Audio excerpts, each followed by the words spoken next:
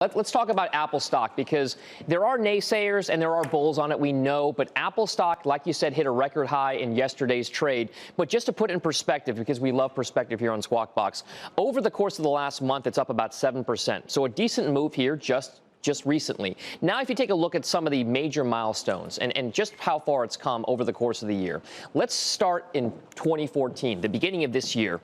When it started, Apple was worth $470 billion, already one of the most valuable companies in the world, if not the most valuable. That was the beginning of the year.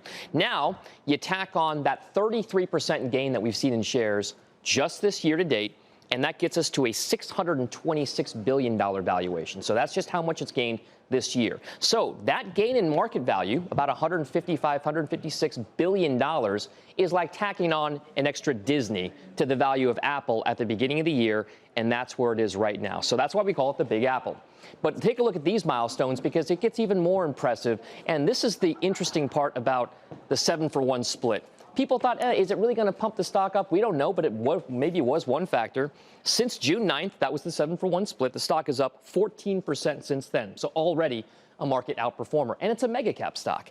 But look at this. CEO Tim Cook.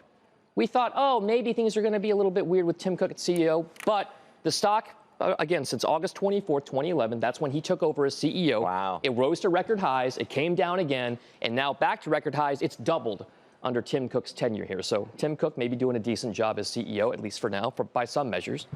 And then this is the staggering one. It's been a long time, 7 years since the original iPhone was introduced. I didn't even have one of those. My first one was a 3GS.